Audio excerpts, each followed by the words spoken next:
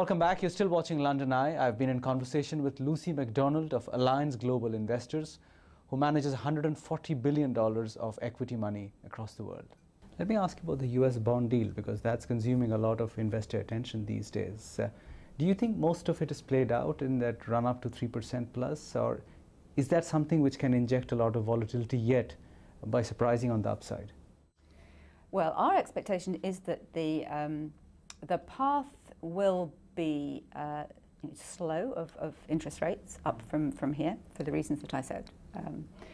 And the inflation picture, as far as we can see it, is relatively muted in the US and elsewhere. However, there is more upside pressure than there's been for a while, and that's both in wages, because of the strength of the corporate sector at the moment, but it's also oil prices, and that shift in oil prices over the year has been quite strong, and that is coming through in some way into input prices.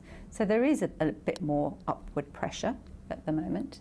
However, it's really, when it comes down to what will shift the bond yields, is a combination of that inflation expectations, but it's also supply and demand. And so that's as we go through the year and we see the increased supply of treasuries coming to the market, that will be a big determinant of where those interest rates or the bond yields go. And for the moment, we think that will be managed. And so if there is a big sell-off, then that program will be adjusted. If I had to ask you to guess, and it's only a guess because these things are impossible to predict, how far are we away from the next US recession? Well, we do ask ourselves, this within our strategy group, and at the moment, we can't see it in the next 12 months, and that's really as far as we look when we are doing macro forecasting. So we can't see it at the moment because you've still got an environment which is supportive with monetary policy, less so than it has been, but it is still supportive, and you've got a fiscal boost coming through as well. So we can't see it at the moment. But does the bull market fade into a bear market synchronously with signs of a recession popping up, or well before it happens? If you're saying it's 12 months away maybe, or more than that. Could be more. Could be more. So when does the bear market kick in? Because most investors worry about the first year of the bear market, which typically takes away 2 or 3 years of gains. You think that would be a couple of years away, or it could now start to get priced in slowly? Well, the best guess at the moment is that it is really flat rather than either a bull or a bear. And so you can go through an extended period of really not going anywhere, but with more volatility. And at the moment, that looks like our best guess of the environment that we're in. However, it's difficult to see it being better than that, and it's as you go on through time, easier to see it being worse than that. But that's the best guess at the moment. What's easier to pick right now? A US market which is probably past its peak, or emerging markets adjusted for risk, maybe at a slightly lower end of the growth cycle? In a relative sense, what's easier to make an investment call on? Well, really what we're looking for is the growth and valuation, and with a quality sort of hurdle. And you can find growth in the US, but it's not cheap. And you can find some value elsewhere, but you need to make sure you're finding growth as well. At the moment, because of the big run-up that you've had in all markets, it's difficult to find both of those things in the same place. And so that's really what we spend all our time looking for. But that valuation angle is definitely more of a challenge now than it was 5 years ago. Sure.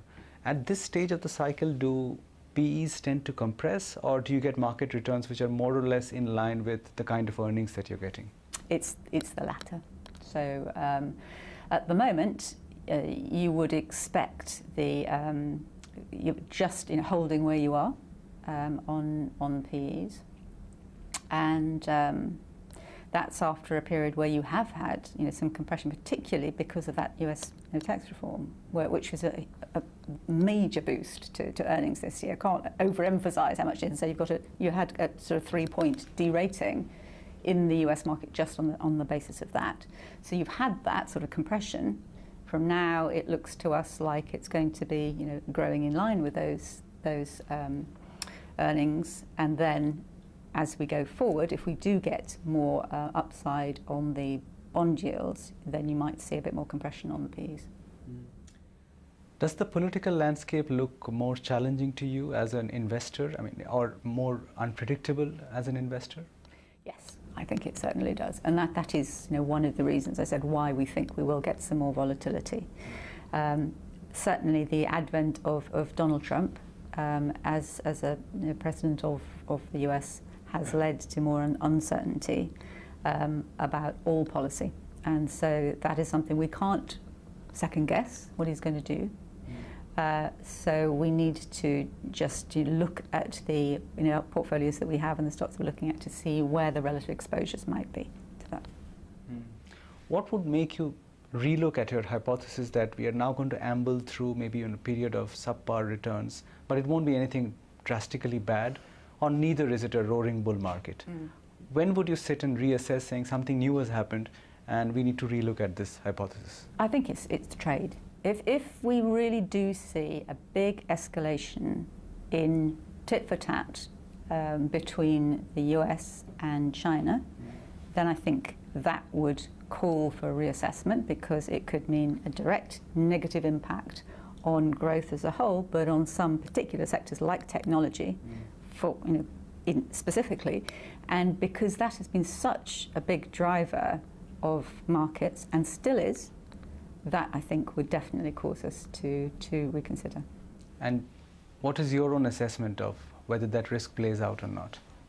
It looks certainly a higher risk now than it was 12 months ago, and so it's something that we really do need to be thinking about and taking some action, taking some profits out of some of the highest momentum names that we've got, which are really very exposed to that. So some of the areas where we've been taking some profits out over the last few months have been some areas like semiconductors, which are very much in that sort of line. Plus they are have done very well, and this cycle in some areas is rolling over a bit. In a phase like this, what is investment strategy that you've chosen? Have you become more defensive in your portfolio positioning just to ride through this kind of period that you just described? We don't tend to shift the beta of the portfolio around very much, so we don't tend to take too many directional bets in the portfolio. And we're always looking we have a philosophy, we're always looking for growth, we're always looking for quality, and we're always looking for some valuation upside. But in this environment, though, I think that quality threshold, which we always have, is probably going to be just tweaked up a notch. And although over time you can't prove that having a quality focus is a particular benefit to returns, there are times when it certainly helps you avoid disasters. And I think we are going into a time where that quality threshold is going to be more important and will be more beneficial in allowing us to avoid torpedoes. Lucy, it's been a great pleasure. Thank you very much for your time today.